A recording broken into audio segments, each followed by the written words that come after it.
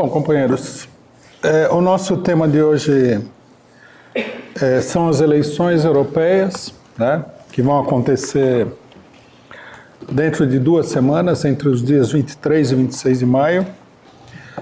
E nós estamos aqui já começando a fazer uma análise prévia, né, dessas eleições. Vamos manter um acompanhamento porque é um acontecimento de importância de primeiro plano na política internacional.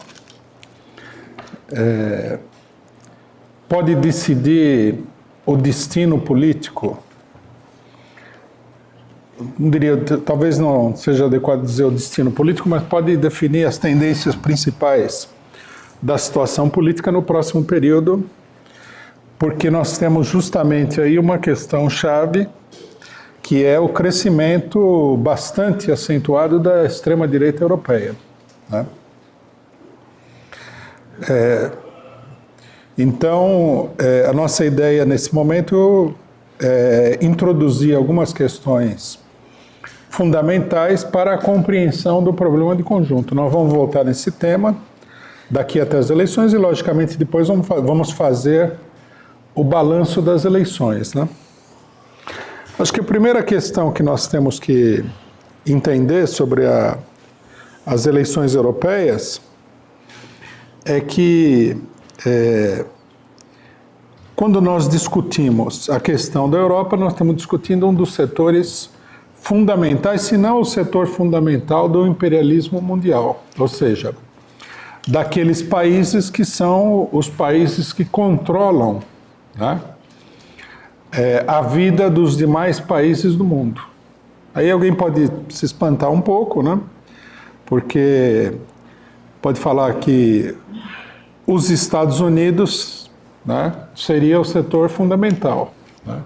Mas nós temos que levar em consideração que a Europa é não apenas o berço do capitalismo mundial, né, mas é também o berço de toda a política colonialista da época de desenvolvimento do capitalismo, e é também, né, foi ali onde se desenvolveram as tendências, em primeiro lugar, as tendências imperialistas que dominam o mundo.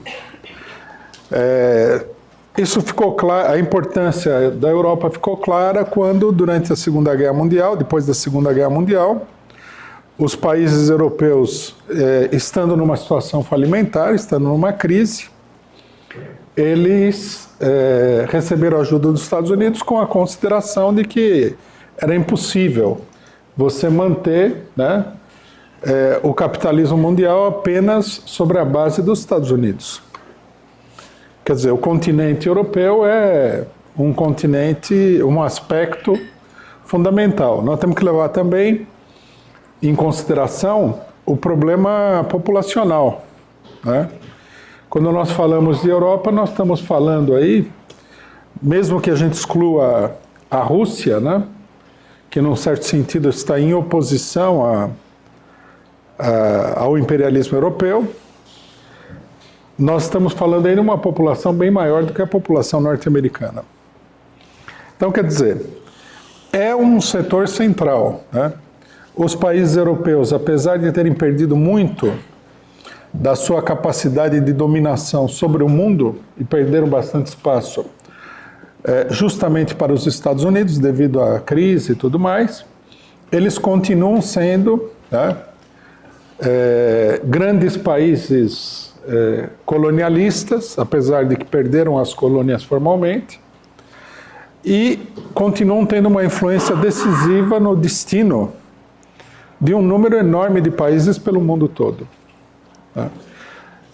A unidade da Europa, que foi concebida inicialmente como uma tentativa dos norte-americanos e, até certo ponto, dos ingleses de conquistar uma dominação, uma hegemonia política e econômica sobre o continente, acabou se desenvolvendo no sentido de uma relativa independência desses países, né?